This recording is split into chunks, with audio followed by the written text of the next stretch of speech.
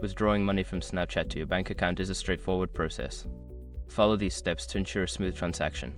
Step 1. Open Snapchat.